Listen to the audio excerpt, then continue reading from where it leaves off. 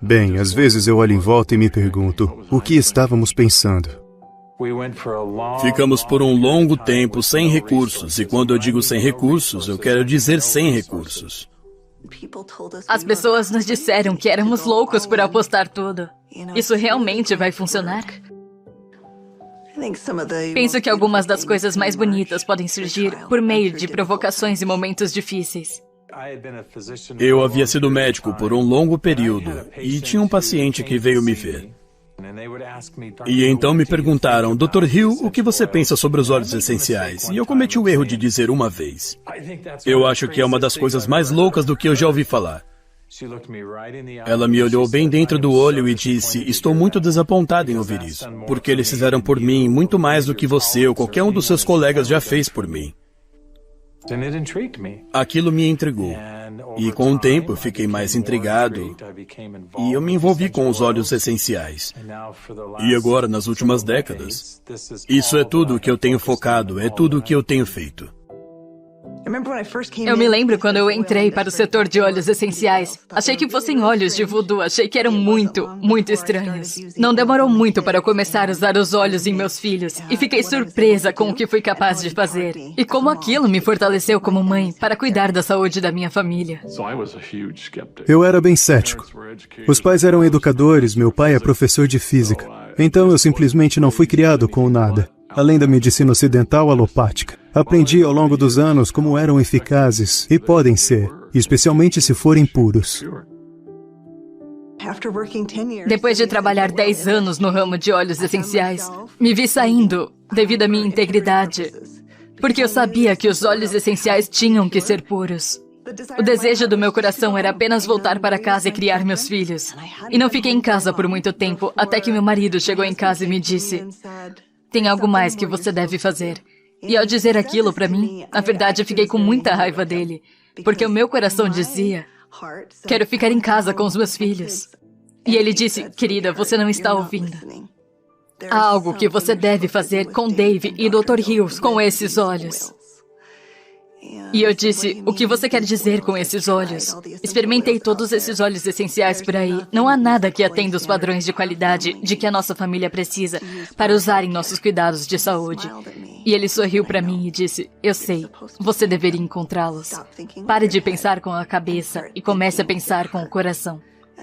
E foi naquele momento que eu soube que tudo aconteceu e tive uma grande visão sobre sair e encontrar os óleos essenciais mais puros e potentes do mundo e ensinar mães como eu sobre como assumir seus cuidados com a saúde. Então foi naquele momento, antes que o medo assumisse, que eu peguei o telefone e liguei para o Dave. E a Emily na época me ligou e disse, e se pudéssemos sair e buscar os óleos essenciais mais puros do planeta e trazê-los para o mundo de uma forma convencional? E ele ficou muito emocionado. E o Dave não se emociona. E foi aquilo, bem ali. Aquele foi o princípio para mim. E eu meio que senti fortemente como, sim, vamos abrir uma empresa. Então desliguei o telefone com o Dave, peguei o telefone e liguei para o Dr. Hill.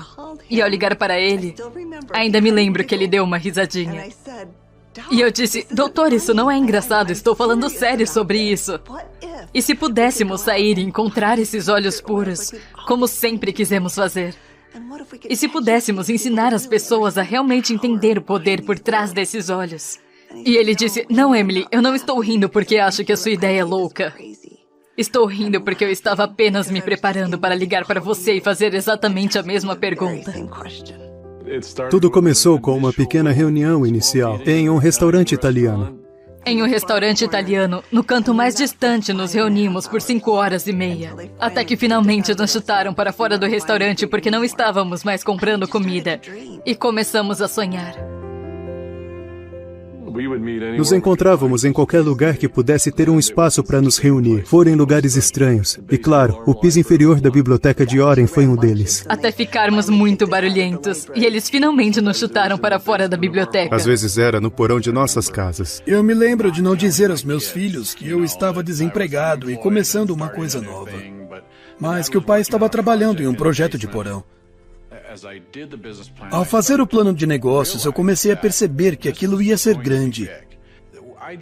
Eu sabia que com uma equipe tão boa e um produto que mudou as nossas vidas, sentimos que aquilo seria significativo. Desde que começamos na primavera de 2008, foi quando tivemos uma grande queda no mercado de saúde nos Estados Unidos. E havia muito pânico e muito medo. Analisamos como iniciar uma empresa. A primeira coisa que você pensa é: preciso levantar capital. Inicialmente, decidimos fazer isso. E realmente nós 4 acabamos voltando para a cidade de Nova York, visitando pessoas de perfil elevado. E ao nos reunirmos na manhã seguinte, naquela mesa de conferência, e estávamos com todos aqueles empresários estilo Manhattan que estavam se reunindo conosco e nos interrogaram por horas, finalmente no fim do dia, olharam para nós e disseram: acreditamos que seu modelo de negócio vai funcionar. Acreditamos que vocês terão sucesso e queremos financiar o seu empreendimento. Vamos lhe dar $5 milhões. E todos nós estávamos nos sentindo extremamente exultantes. Eles estavam dispostos a financiar a empresa, mas é claro que estavam interessados em 51% do controle. E só me lembro da sensação que tivemos enquanto nos afastávamos daquela mesa de conferência. E nós 4 nos reunimos em frente à Estátua da Liberdade. E eu me lembro de ter olhado para o outro lado da água. Quase como uma deixa, eu me lembro que nós apenas navegamos em silêncio. Enquanto olhávamos para a água, olhei para a Estátua da Liberdade e cheguei à conclusão de que estávamos fazendo aquilo para dar liberdade às pessoas. E se pegássemos o dinheiro deles, não poderíamos tornar as pessoas livres. E não poderíamos tornar o sonho que tínhamos em realidade, porque eles nunca nos permitiriam trazer a qualidade dos óleos essenciais que sabíamos que tínhamos que trazer. Porque eles procurariam uma estratégia de saída, procurariam um retorno do investimento deles. E aquilo não podia fazer parte da equação. Eu lembro de estar em pé ao lado do Dave Sterling. O Dave olhou para mim e então, meio que, de uma forma um tanto chocante, me perguntou: quanto dinheiro você tem, doutor? E eu disse: eu não sei. E ele disse: quanto você consegue juntar? E eu disse: eu não sei. Ele perguntou a cada um de nós antes de sairmos do parque naquela tarde.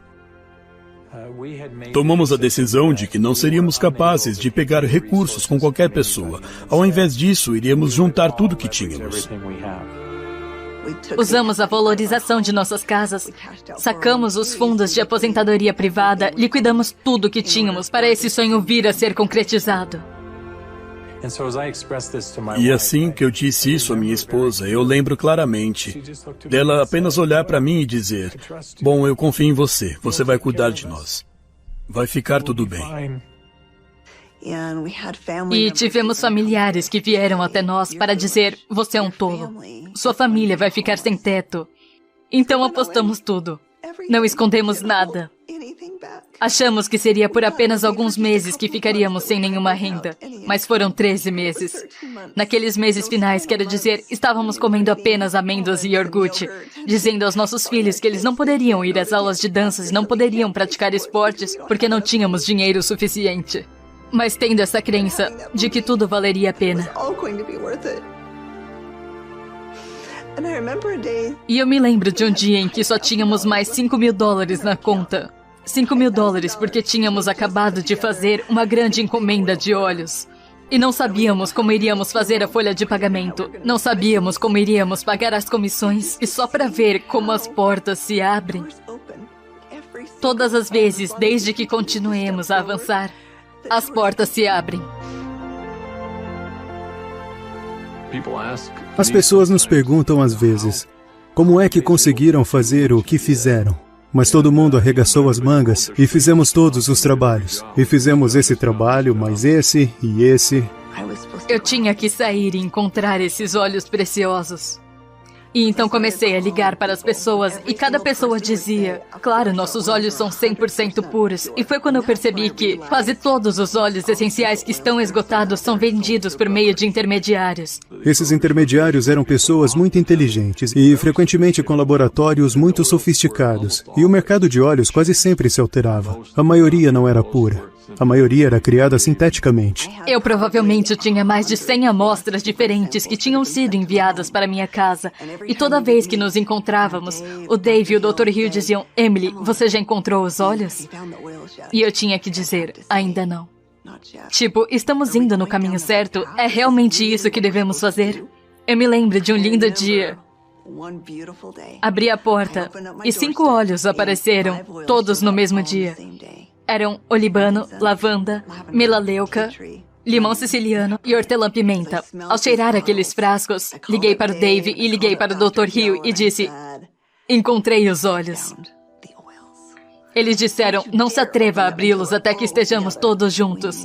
Sabíamos que aqueles olhos eram absolutamente puros e aquilo nos deu confiança suficiente, apenas fé o suficiente para continuar avançando. Lembro-me daquela primeira discussão que tivemos. Conversamos sobre a cultura da empresa. Que tipo de alma queríamos que a doTERRA tivesse? E percebemos que esses olhos funcionam por experiência. Percebemos que tinha que ser um modelo de pessoa para pessoa. Tínhamos que juntar as pessoas. Precisamos ter uma cultura de retribuir. Temos que ter uma cultura de cuidado. De braços dados com as pessoas que estão colocando as sementes no solo, que estão colhendo esses produtos, e garantir que suas necessidades sejam atendidas. Atualmente, quando olho para trás com a doTERRA, é algo avassalador para mim. Ver o impacto que ela trouxe para o mundo todo. Houve muito sacrifício, mas novamente aqueles foram dias nas quais olhamos hoje com muito orgulho. O sacrifício é uma peça muito importante. É muito importante no estabelecimento de um alicerce. Hoje empoderamos quase 8 milhões de famílias em todo o mundo. Agora estamos enchendo 315 mil frascos de óleo todos os dias. Só de pensar sobre isso nessa escala simplesmente aquece meu coração. Sabendo que cada frasco está mudando a vida de alguém, em ambos os lados do frasco.